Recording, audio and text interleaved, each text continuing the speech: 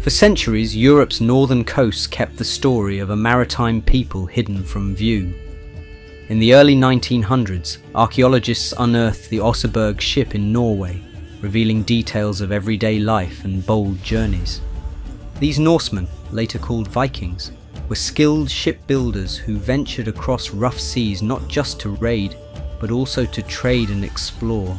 Older accounts often painted them as fierce invaders, yet modern findings show they upheld complex laws, practiced elaborate religious ceremonies, and left behind rich artwork. This is the story of the Viking Age, an epoch that forever altered Europe's destiny.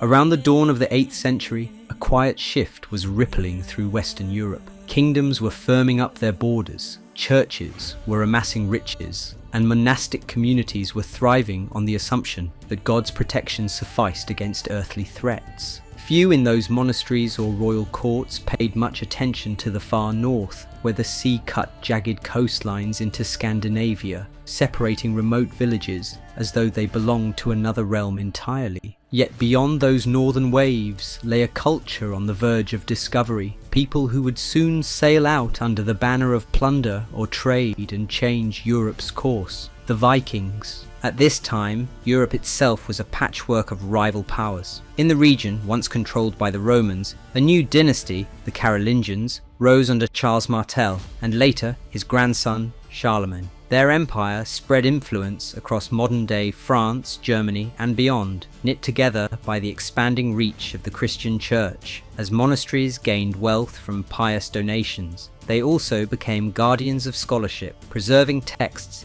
in quiet scriptoria. Most of these ecclesiastical centres stood by coastlines or rivers, rarely reinforced by walls or garrisons. They drew pilgrims, scholars, and travelling clergy, but rarely soldiers. Few rulers saw the need to heavily fortify such sacred enclaves. Across the Channel, England was far from unified. Kingdoms like Northumbria, Mercia, and Wessex jostled for supremacy. Aristocratic families used alliances, marriage ties, or battles to tip the balance of power. Christianity prevailed there too, championed by kings who built churches and monasteries, or welcomed foreign missionaries. And yet, with those kingdoms focused on continental politics or local rivalries, a certain fragility pervaded their coasts. The Irish Sea, meanwhile, touched shores dotted with monasteries in Ireland that boasted immense artistic talent, evidenced by the illuminated manuscripts for which they became legendary. But those isolated sites also harboured unguarded treasures. All through this tapestry of Christian Europe,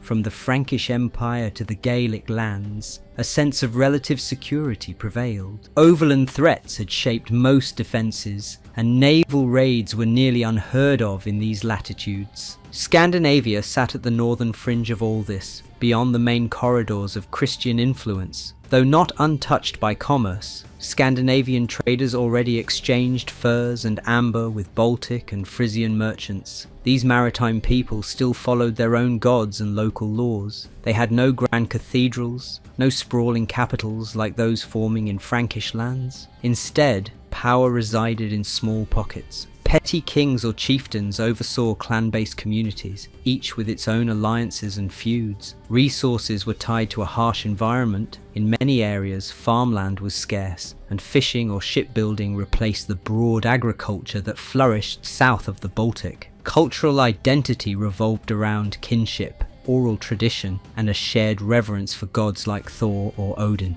No chronicler in the courts of Europe quite realised that these distant clans possessed a key advantage hidden in their boat sheds: ships that could cross open seas faster than any vessel their neighbours had known. Armed with that mobility, these northern sailors would soon appear where no army was expected, on the front steps of unsuspecting monasteries. The prosperity and political fragility of Christian Europe were, in effect, an invitation. By the late 8th century, a perfect storm was gathering, set to fuse Scandinavian maritime skill with the sudden discovery of easy wealth abroad. When the first Viking sails were spotted on the horizon, the impact would be swift. and surprising. Remote though they were, the Norse had been quietly honing the art of seafaring and forging the social bonds that would compel them to seek riches elsewhere. What seemed like a peripheral land of pagan chieftains would soon shape the destinies of kings, clerics, and common folk alike.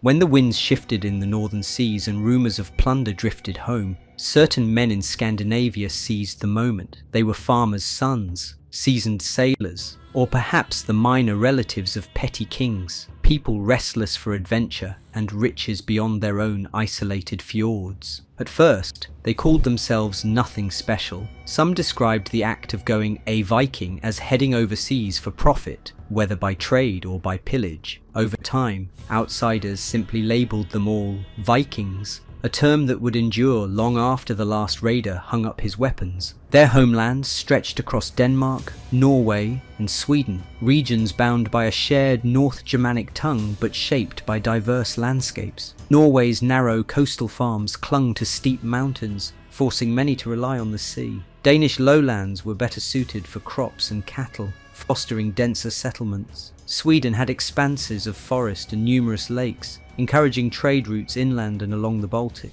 This geographic variety influenced every facet of life. Norwegians became adept navigators among countless inlets, while Danes focused on farmland and quick sea crossings toward England or the Frisian coast. Swedes looked eastward, forging contacts that would eventually stretch into the rivers of modern Russia. Power in each region rested with local chieftains, known as Jarls, and petty kings, whose authority rose and fell on the loyalty of warrior bands and clan networks. Socially, the free farmers, Carls, formed the backbone of Norse communities. They worked the land, served in local assemblies, and answered the call when chieftains needed armed supporters. Beneath them lay the thralls, enslaved individuals who possessed few rights and performed manual labour. Yet even in this hierarchy, the Thing, a communal assembly, offered some balance. It was a place where disputes were settled openly, laws were declared, and a local consensus on serious matters could be reached. Though Jarls might dominate, a chieftain who ignored the will of the Thing risked rebellion or assassination by neighbours whose sense of honour allowed little tolerance for tyranny. In certain parts of Scandinavia, these assemblies took on a larger, more formal structure. In Norway, for instance, regional gatherings such as the Gulating and the Frostating unified multiple districts under common legal frameworks. These bodies oversaw legal disputes, codified laws, and gave ordinary freeholders a stake in governance. While not every Norse region had such far-reaching assemblies, the principle of communal decision-making was deeply embedded in Viking culture. This focus on shared governance stood in contrast to the more rigid, top-down feudal systems found elsewhere in medieval Europe,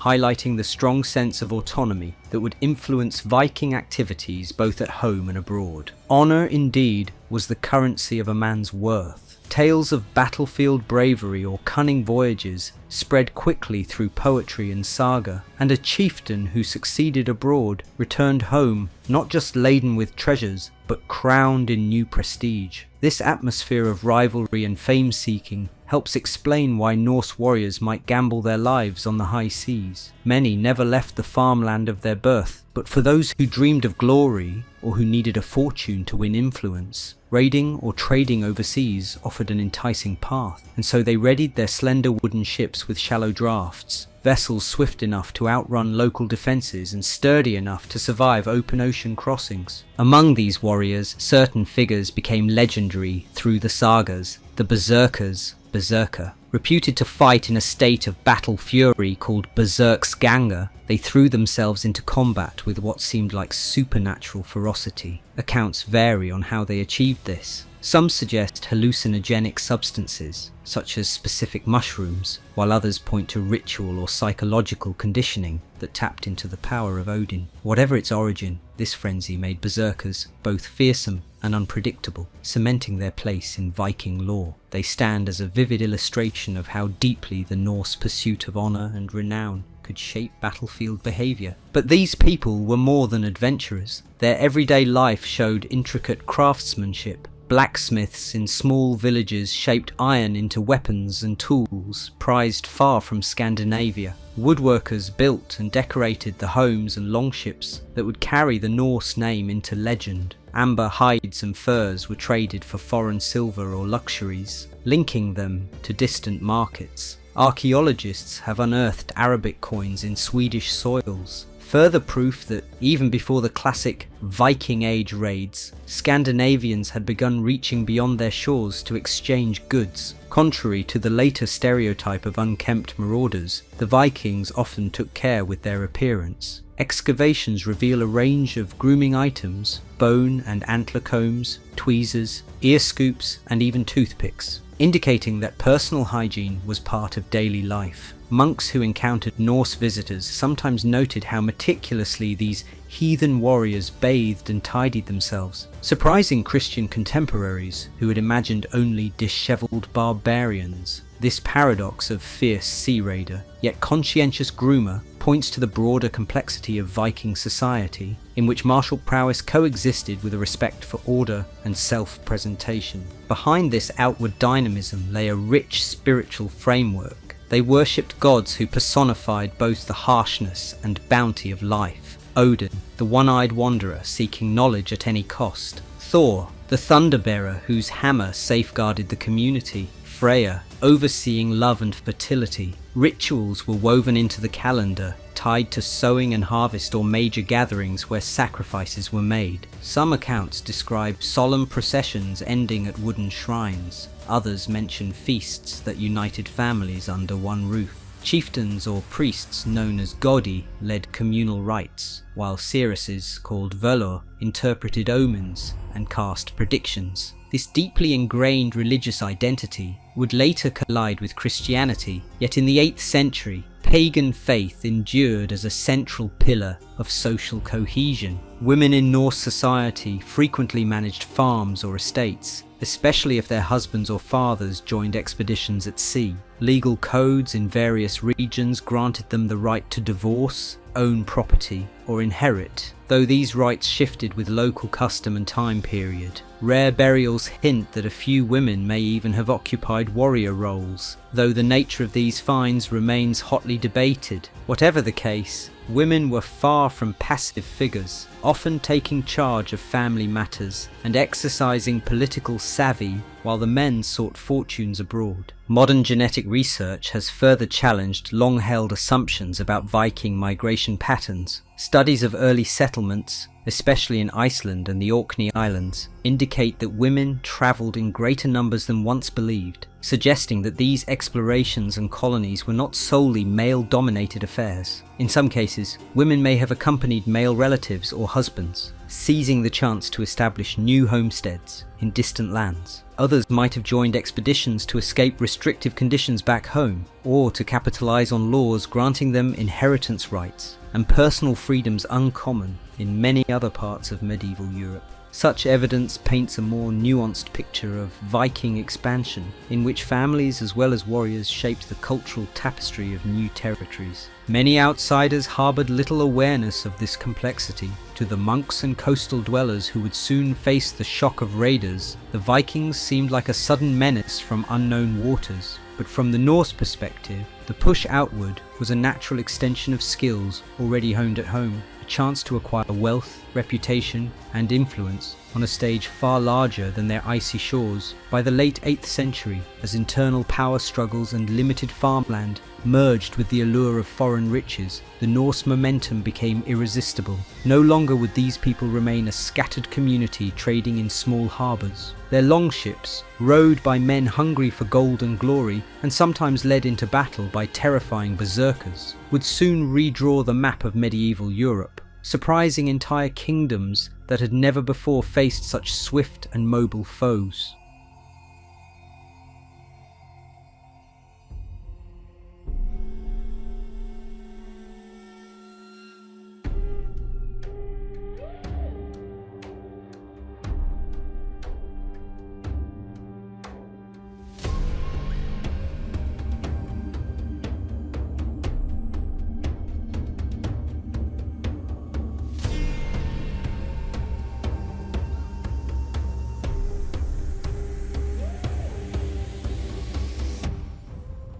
Late in the 8th century, scattered whispers in coastal Scandinavia spoke of raids farther afield, brief forays into Frisian or Baltic territories that tested both the courage and cunning of the Norse seafarers. These initial expeditions were small, driven by a few chieftains who found themselves squeezed between local rivals and the limited farmland at home. A younger son of a Jarl, shut out of inheritance, might gather a handful of companions and strike at an unguarded settlement across the sea, returning with silver or livestock. Such loot could bolster his standing at home, fueling both personal ambition and the curiosity of onlookers who realized that the uncertain waters might be less of an obstacle than they'd once believed. Farther south, in the realms of the Franks and the Anglo-Saxons, few rulers had the navy or even the mindset to watch for threats from the open sea. After all, the last major maritime power in the region had been Rome, centuries before, and no coastal watchtowers guarded the approaches to Christian towns or monasteries. While occasional mentions of pagan ships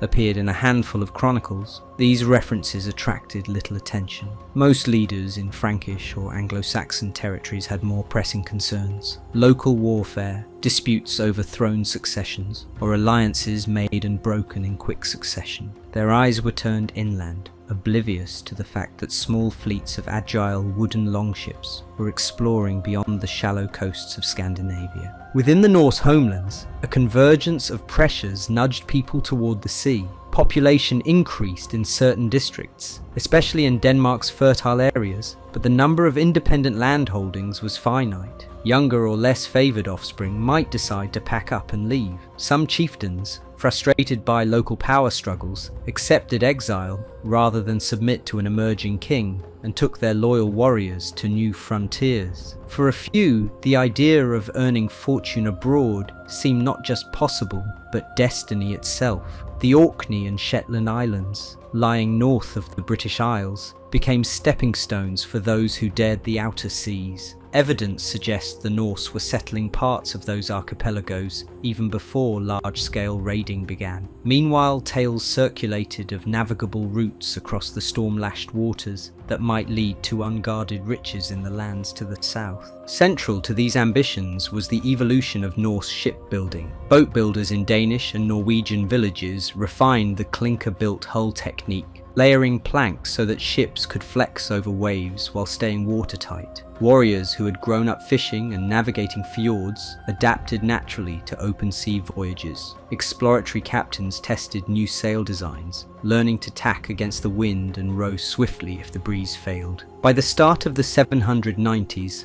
small Norse fleets were capable of journeying swiftly across the North Sea, forging an advantage that continental forces barely understood, let alone matched. Yet it was not just the construction methods that gave the Vikings their edge. Different classes of ships, each suited to specific purposes, expanded the horizons of seafaring Scandinavians. The broad-hulled Nar, for instance, was primarily a merchant vessel built to carry cargo, such as timber, wool, iron or livestock, across vast stretches of ocean with a level of stability that sleeker designs lacked. In contrast, warships took narrower forms, like the Snekia, which was highly maneuverable and ideal for quick strikes on foreign coasts. The term Drakkar, while often used in popular culture for any Viking warship, appears in historical sources more as a poetic or literary name. These long, graceful vessels, sometimes embellished with carved figureheads, were integral to swift raids, whether the Vikings needed to haul trade goods or launch a surprise attack. Having multiple ship types gave them a versatility envied by many neighbouring cultures. A handful of royal courts may have heard rumours of trouble.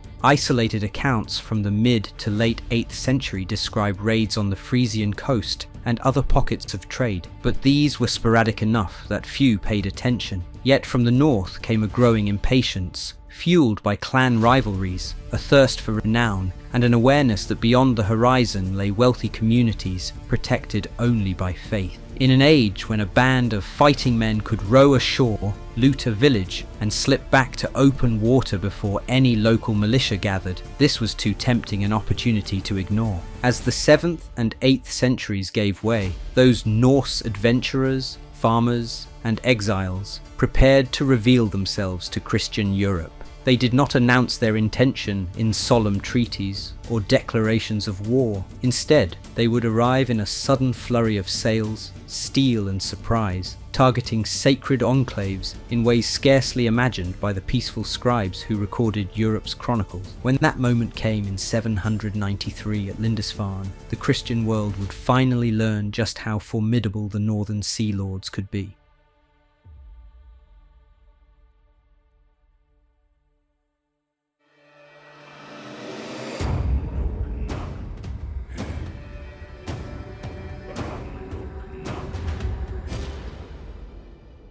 A quiet wind rolled over the Northumbrian coastline on a day that must have felt ordinary to the monks living on the island of Lindisfarne. At dawn, perhaps they rose for prayer or to tend the manuscripts in their scriptorium. Lindisfarne had long been a spiritual beacon in the far north of England, famed for producing illuminated Gospels and offering a sanctuary of learning. Its faithful assumed that a holy place, so remote and revered, would remain untouched by worldly violence. That illusion shattered the moment Norse ships slipped out of the early morning mist. With swift strokes of oars, armed men leapt ashore, men unburdened by the idea that churches were beyond attack. In minutes they tore through the buildings, seizing gold and silver adornments, ransacking relics, and capturing or killing anyone who stood in their way. The monks' cries of alarm quickly drowned under Viking shouts and the clang of weapons. To the Norse raiders, Lindisfarne was exactly what they had sought, an undefended storehouse of wealth where manuscripts bound in precious covers and intricately carved church vessels might fetch a fortune back home.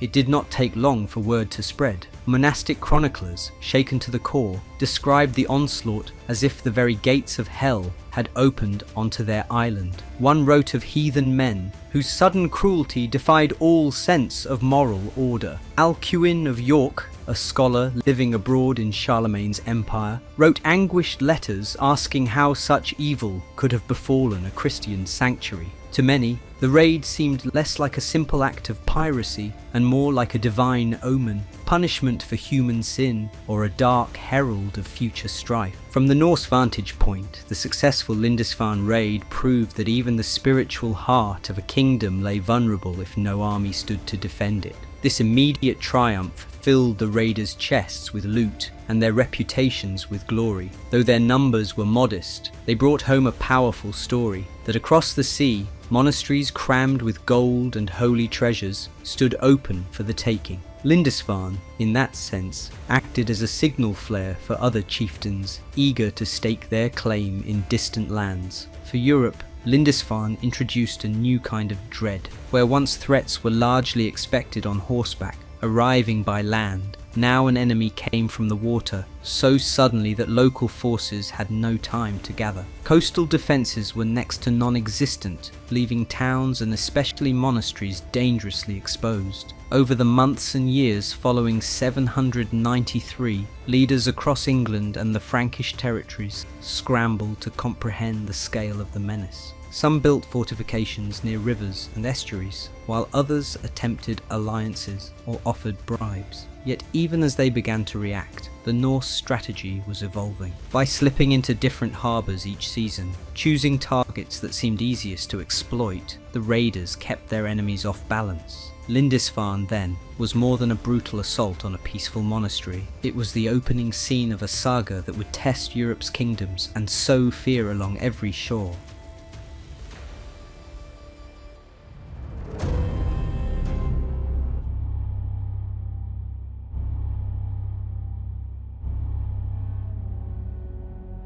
Not long after Lindisfarne, ships bearing Norse warriors returned, targeting other coastal monasteries and settlements across the British Isles. Their style of warfare was disorienting. Raids came in small fleets, sometimes a handful of ships, other times more. They struck quickly, looting and retreating before any local ealdorman could raise a defensive force. These swift strikes resembled the ebb and flow of the tide, leaving communities battered and uncertain about the next landing. In the diaries of church leaders, the raiders appeared as an almost ghostly threat, surfacing on the horizon, wrecking what they could, and vanishing with the wind. As word of these successes spread, new leaders emerged to organize larger expeditions. While some chieftains continued to plunder in small groups, others tested the idea of staying longer, even overwintering on foreign shores. Winter camps let the raiders gather intelligence about upcoming targets, sow alliances with local discontents, and benefit from resources they otherwise lacked in their homeland. For the Norse, who yearned not only for loot but for land and power, this was a natural step. Before long, some of these encampments evolved into more permanent settlements. In Ireland, for instance, Norse groups established fortified bases that would grow into the foundation of towns like Dublin,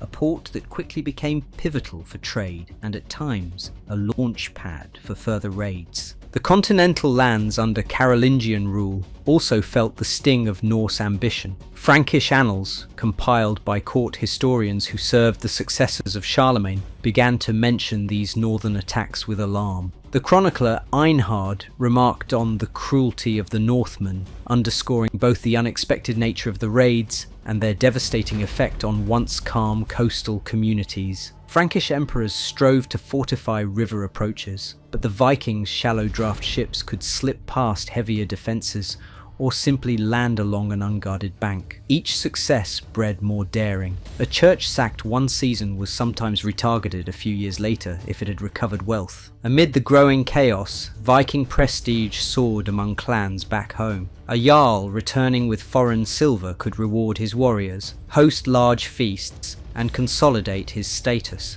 Tales of these feats spread through local assemblies, luring new recruits. For young Norse farmers who faced meagre harvests on rocky soil, the prospect of joining a war band in search of quick spoils became a compelling alternative. Though the Christian world decried these men as pirates, the Vikings themselves valued boldness and skill at sea. Their leaders saw raids as a means to wealth, not necessarily as a holy war, though churchmen interpreting scripture viewed the attackers as pagan scourges, an affliction from outside God's grace. By the early 9th century, coastal raids were routine in parts of England, Ireland, and the Frankish lands. Some rulers paid tributes or ransoms to keep the Vikings away, only to discover that such wealth usually attracted more ships. Others attempted alliances with one chieftain to fight another, inadvertently sowing deeper Norse influence in local politics. Viking raiders grew more familiar with local rivalries, occasionally playing one kingdom against another to secure better terms of settlement or further infiltration. In certain monasteries, monks clung to relics and took refuge inland, while scribes penned laments about a world turned upside down. The stage was set for even greater upheavals. As the 9th century advanced, roving warbands would join forces into formidable armies, no longer content with sporadic raiding, but bent on seizing entire regions. No corner of the British Isles, or indeed the Atlantic coast, would remain untouched. Faced with these new threats, the Christian kingdoms found themselves in a precarious position, forced to adapt their defences or risk extinction. The first waves of Viking activity had proven that small, fast fleets could wreak havoc. The next phase would bring something even more alarming: large-scale invasions, year-round occupations, and the founding of Norse strongholds deep inland, a transformation that would permanently alter the political map of Europe.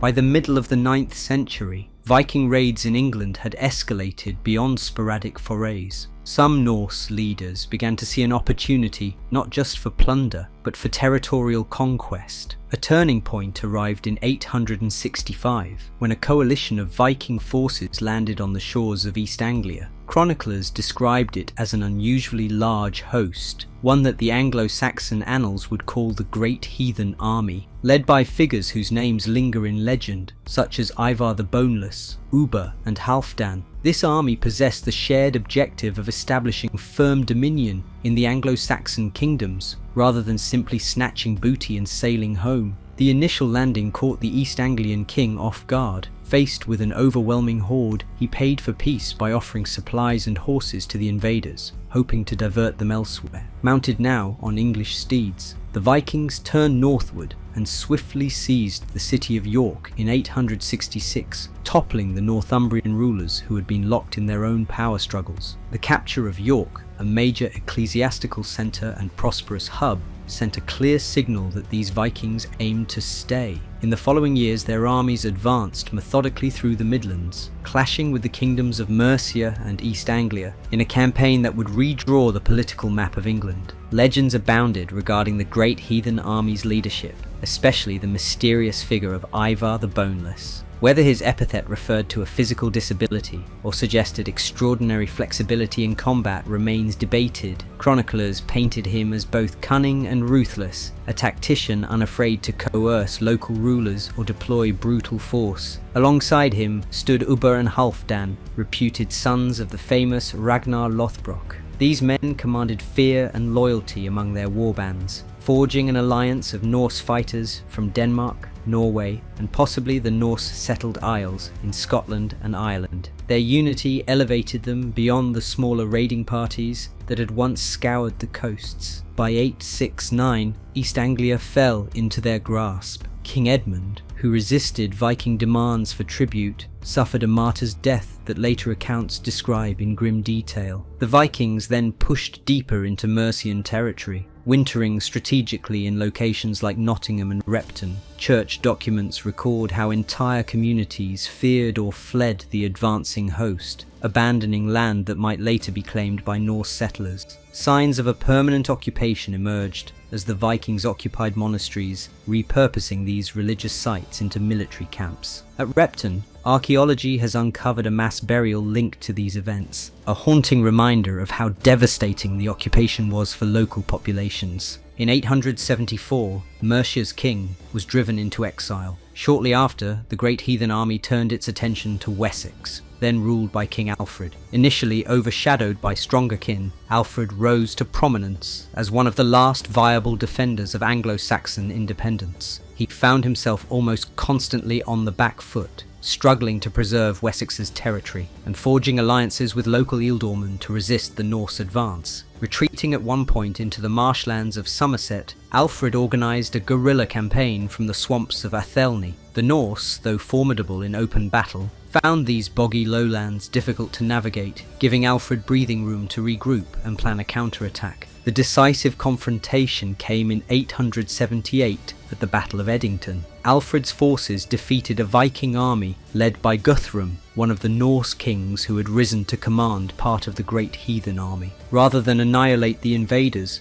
Alfred struck a pragmatic treaty. Guthrum accepted baptism, signifying a ceremonial shift toward Christian allegiance. In return, the Norse would retain control over a broad swathe of eastern England. That region soon came to be known as the Danelaw, where the laws and customs of the Danish settlers held sway instead of those of Wessex. York, renamed Jorvik, became a vital Norse capital, and other towns across the east fell under Viking governance. Norse speech, Norse law, and new patterns of land tenure took root, blending with Anglo-Saxon customs to produce a unique cultural mix that persisted for generations. One of the most enduring signs of this cultural fusion can still be seen on modern maps of northern and eastern England. Many place names in the former Danelaw contain Old Norse suffixes like by, as in Derby Whitby, or Thorpe, as in Scunthorpe, reflecting the linguistic stamp left by Norse settlers. The element -by derived from the Old Norse word for a farmstead or village, while -thorpe referred to an outlying settlement.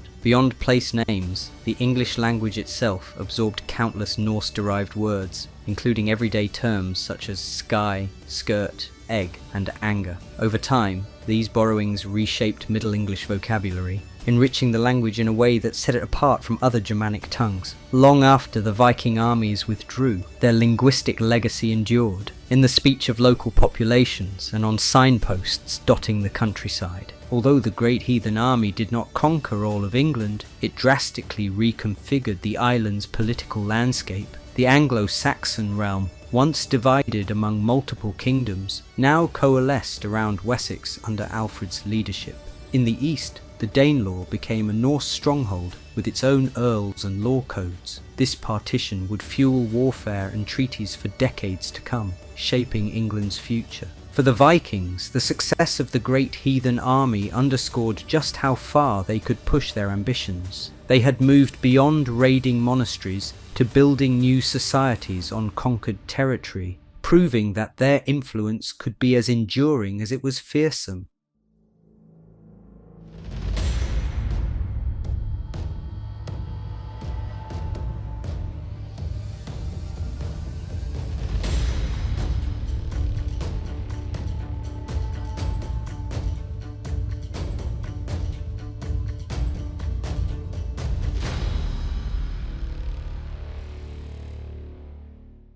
While the Vikings were securing footholds in England, other Norse adventurers focused on Ireland, a land dotted with monasteries and ruled by an ever-shifting mosaic of local kings. Early raids on Irish shores had begun before Lindisfarne, but by the mid-9th century, some Norse warbands decided to stay, establishing fortified camps known as longforts.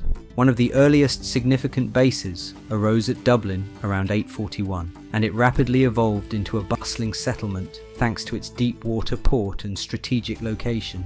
As more Norse captains arrived, Dublin became a magnet for trade in slaves, silver and luxuries. Viking leaders minted their own coins, often modelled on foreign currency, and forged alliances or rivalries with Gaelic chieftains. Over time, intermarriage produced a Norse Gaelic culture visible in artwork, personal names, and even weapon designs. From Dublin, Norse rulers extended their reach inland, raiding monastic centres or forging pacts with Irish kings eager to undermine their rivals. At times, these Vikings carved out small kingdoms or supported Gaelic factions in exchange for tribute. The interplay of feuding Irish rulers and opportunistic Norse warlords made for shifting allegiances in which betrayal and loyalty might hinge on immediate gain. Yet, despite the chaos, Irish annals show that trade and urban life prospered in Viking strongholds, which introduced new ship designs, handicrafts and commercial links to far-flung regions. Dublin, Limerick, Cork and Waterford all owe their development to Norse activity in this era. The Irish did not stand idle.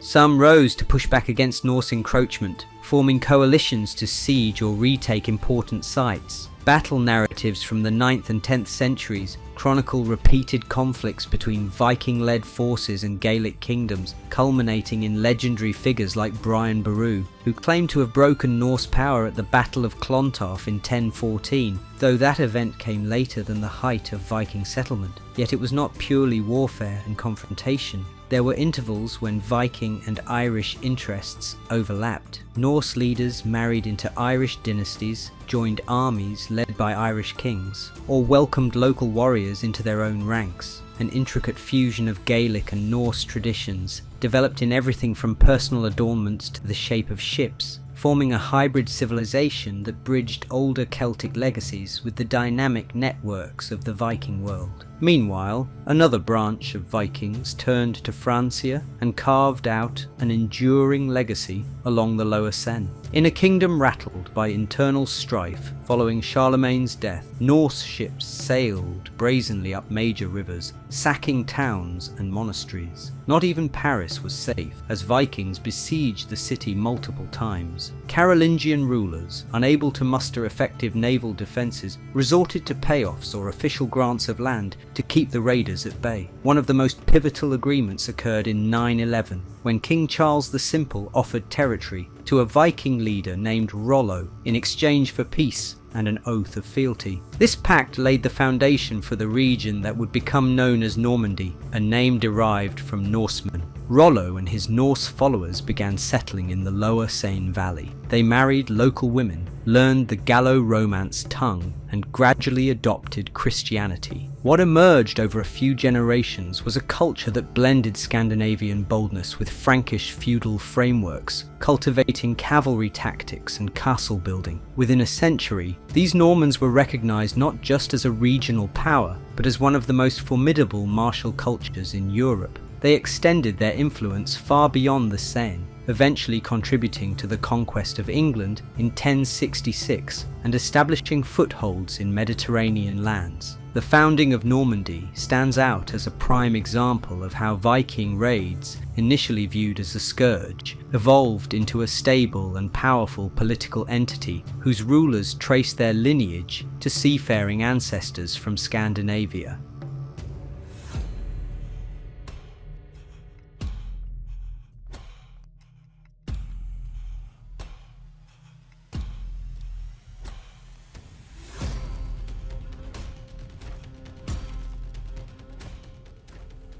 In the same decades that Vikings embedded themselves in the British Isles and along the Frankish rivers, another wave of migration ventured westward into the North Atlantic, driven by tales of unclaimed lands and a desire to escape growing centralization in parts of Scandinavia. These colonists braved some of the wildest seas in the Northern Hemisphere. Their journeys would stretch beyond the British Isles to the edges of the known world, forging settlements in places no European had attempted to farm before. Iceland drew the earliest Norse settlers around the late 9th century. According to later Icelandic sagas, the first permanent settler was Ingolfur Arnason, who claimed a spot near present-day Reykjavik after casting his high-seat pillars into the sea and vowing to build wherever they washed ashore. Others soon followed, many apparently fleeing the unification efforts of King Harald Fairhair in Norway, who demanded loyalty from chieftains unused to bowing before a single ruler. The new arrivals found Iceland's volcanic landscapes both austere and strangely fertile in lowland areas, suitable for grazing sheep and cattle. Within a few decades, enough settlers had arrived to establish the Althing around the year 930. This assembly served as a national parliament of sorts, where disputes were arbitrated and laws recited. In a land without kings, chieftains each held sway in their districts, but crucial legal decisions were made collectively at these annual gatherings.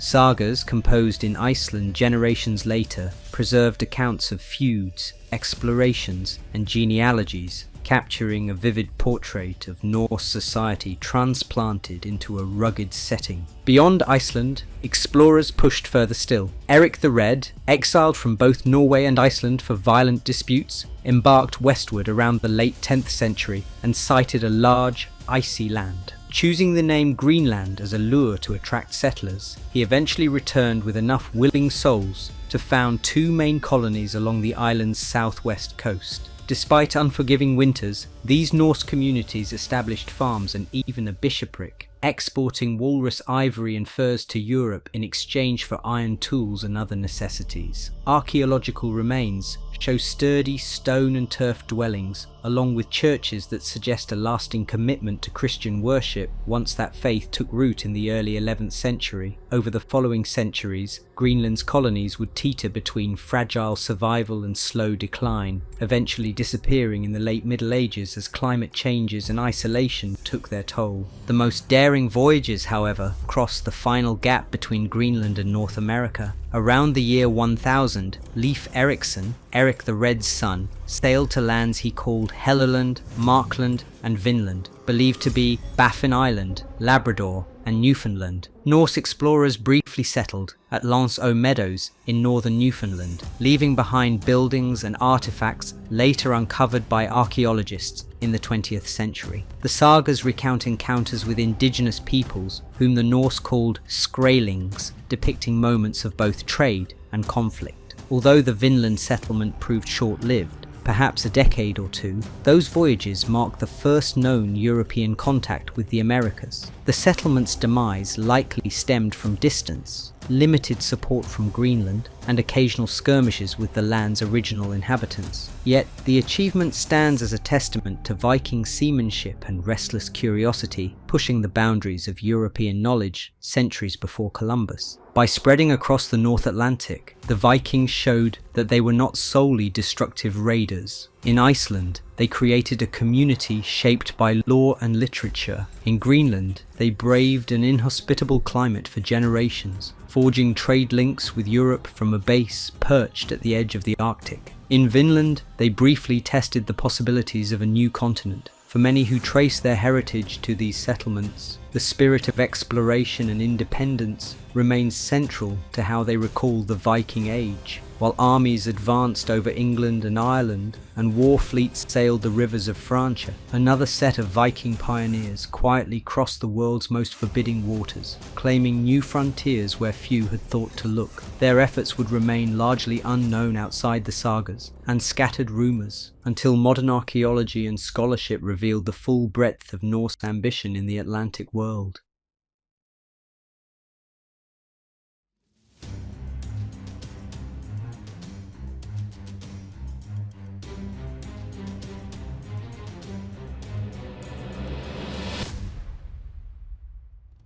While some Norse war bands plundered along Atlantic shores, other groups turned their gaze east, navigating the rivers that stretched across the vast expanses of what would become Russia, Ukraine, and beyond. Most of these adventurers came from what is now Sweden, seeking trade and opportunity rather than outright conquest. They followed waterways like the Dnieper and the Volga, using sturdy longships adapted for river travel, easy to row against sluggish currents and light enough to portage around dangerous rapids. Along these routes, the Norse encountered Finno-Ugric and Slavic communities, exchanging goods such as furs, wax, and honey for the silver and textiles that trickled in from the Islamic world and Byzantium. Over time, these traders, known in some chronicles as Varangians, founded or took control of key settlements that would become early urban centres. Staraya Ladoga, Aldegjuborg to the Norse, emerged as a crucial stronghold near Lake Ladoga,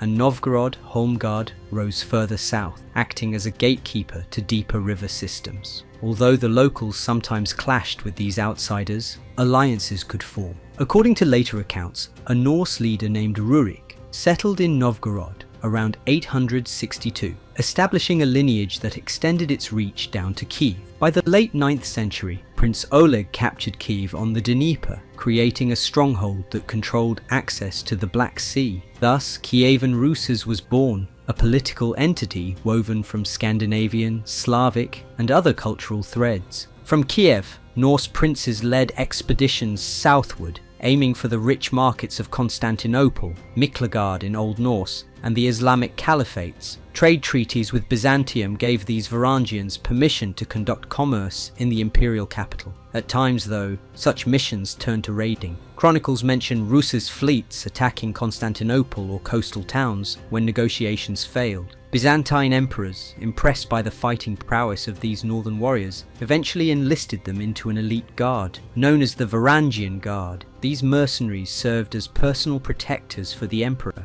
blending Viking battlefield grit with a growing loyalty to Byzantine gold and prestige. Eyewitness accounts from figures like the Arab diplomat Ahmad ibn Fadlan highlight the cultural distinctiveness of Norse traders in the East. He described tall, tattooed men who performed solemn rituals at a ship funeral, sacrificing wealth and sometimes a slave to accompany the deceased into the afterlife. In the bustling markets along the Volga, these northerners traded slaves, amber, and reindeer hides for silver dirhams minted in faraway cities like Baghdad or Samarkand. Over generations, many Norse settlers intermarried with local Slavic families, gradually adopting Eastern Orthodox Christianity and blending Nordic customs with local traditions. By the 11th century, the original Scandinavian character of the Rus's elite had evolved into a distinct Slavic dynasty, with princes bearing Christian names and forging ties to European courts through marriage. Though these Eastern Vikings left fewer famous raids than their Western kin, their legacy was equally transformative.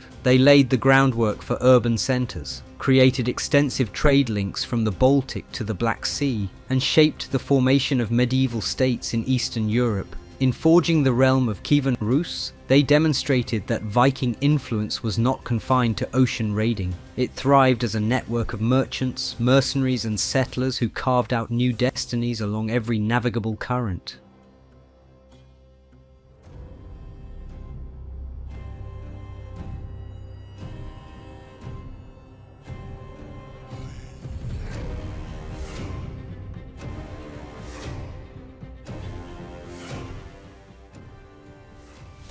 In the early Viking Age, pagan beliefs guided Norse life, tying communities to gods like Odin, Thor, and Freya. Ship burials, animal sacrifices, and the careful observance of seasonal rituals were integral to preserving good fortune. By the late 10th and early 11th centuries, however, the religious landscape of Scandinavia had shifted dramatically. Christian missionaries from the Frankish lands, Anglo-Saxon England, and elsewhere pressed north, meeting a mixture of indifference, hospitality, or outright hostility. Yet beneath the surface, political currents were changing. Ambitious kings began realizing that embracing Christianity could consolidate their power and ally them with the broader Christian world. Denmark led the way. King Harald Bluetooth, who ruled in the mid to late 10th century, famously declared on the Jelling Stone that he had made the Danes Christian. This royal endorsement didn't instantly convert the entire population, but it forced chieftains to reconsider old loyalties. Churches sprang up near existing cult sites, and rune stones began invoking Christ instead of Thor. The art and inscriptions on these stones also evolved in style, reflecting the wider cultural transition. At Jelling specifically, the stones commissioned by Harald showcased a distinct decorative form that would later influence what modern scholars classify as the Jelling style, a phase of Viking art known for its interlaced animal motifs and ribbon-like designs. Across Scandinavia, similar artistic developments mirrored the social and religious transformations of the late 10th and early 11th centuries. Earlier styles, such as Bora, characterized by gripping beasts and knot patterns, and Mammon, featuring more elaborate foliage and animals, gave way to Ringerike forms with graceful tendrils and stylized creatures, and eventually the elegant Urnes style, recognized by its slim, serpentine animals intertwined in flowing patterns. These designs appeared not only on rune stones, but also on metalwork, wood carvings, and everyday objects, showing that art could bridge the shift from pagan to Christian symbolism. Even as Viking rulers accepted new faith practices, they retained a penchant for intricate ornamentation that honoured older craft traditions while integrating Christian imagery. Norway's story was more tumultuous. Early converts like Håkon the Good struggled to impose the new faith, facing fierce opposition from chieftains wedded to ancestral gods. More forceful kings, such as Olaf Tryggvason and Olaf Haraldsson, later revered as St. Olaf, used both diplomacy and brute coercion to break pagan resistance. The sagas describe Olaf Tryggvason sailing along the coast, compelling local leaders to accept baptism or risk execution. Although his methods were harsh, many communities eventually acknowledged the new religion, bolstered by the king's authority. After Olaf Tryggvason's death, resistance flared, yet Olaf Haraldsson continued the mission, and his posthumous sainthood fortified Christian identity in Norway to the point that by the mid-11th century, large-scale pagan rites had all but disappeared. Sweden's process was slowest. The ancient temple at Uppsala stood as a renowned centre of Norse worship. Kings who adopted Christianity often faced backlash from pagan factions. The conflict reached a dramatic turning point when the temple was reportedly destroyed in the late 11th century under King Inge the Elder, symbolizing the final collapse of major pagan practice. By the year 1100, the official religion in Denmark, Norway, and Sweden was Christian. However unevenly it might have been observed in remote districts. This broad shift transformed Scandinavian society. Feuding Jarls found themselves subject to monarchs aligned with international church structures. Slave trading gradually declined, as enslaving fellow Christians met with increasing condemnation. Ecclesiastical laws reformed marriage customs and inheritance rights, altering the status of women in certain spheres. Written Latin culture supplemented the old runic traditions, enabling kings to keep more systematic records. Some Viking practices, ship burials, large-scale raiding, and open veneration of the Norse gods, began fading into memory. For Europe at large, Christianization rebranded Scandinavians, turning former heathen marauders into potential allies, trading partners, or even participants in broader ventures like pilgrimages and crusades. These changes did not happen uniformly or without conflict. Yet by the 11th century, the transformation was unmistakable, and the societies that had once produced raiders bound for Lindisfarne now styled themselves as European kingdoms, ready to match the political and religious standards of their southern neighbours.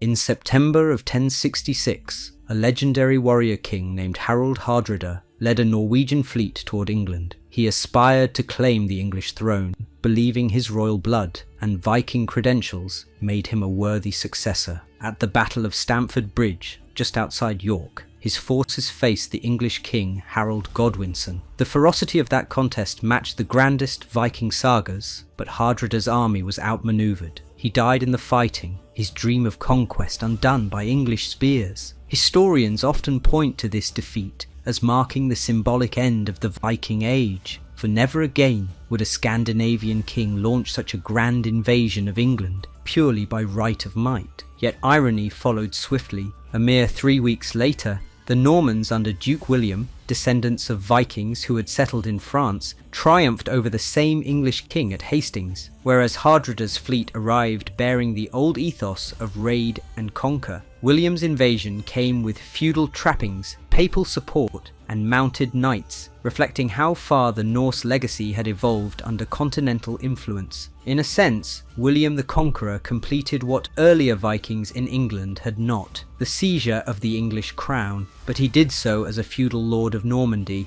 not as a Norse sea king. Meanwhile, in Denmark, Norway, and Sweden, the authority of Christian monarchs grew more centralized. Jarls who once roamed at will or raised private armies to raid abroad now found their ambitions curtailed by stronger kings with a stake in stability. The spread of castle building and standing armies in Europe made coastal raids less lucrative and far more dangerous. Where Vikings still sought war and glory, they increasingly served as mercenaries or embarked on sanctioned campaigns. For instance, in the Varangian Guard of Byzantium, rather than launching independent raids, defences in Britain and the Frankish territories improved, and monastic communities fortified their valuable assets. The old conditions that had allowed small groups of shipborne raiders to terrorize distant shores no longer prevailed. Even so, Norse influence remained embedded in many corners of the continent. In the Danelaw, families of Scandinavian origin had intermarried with Anglo-Saxons, leaving an imprint on language and local governance. In Normandy, Viking descendants became some of Europe's most ambitious conquerors, striking into Sicily and beyond. By the late 11th century, Norman lords, such as Robert Guiscard and his brother Roger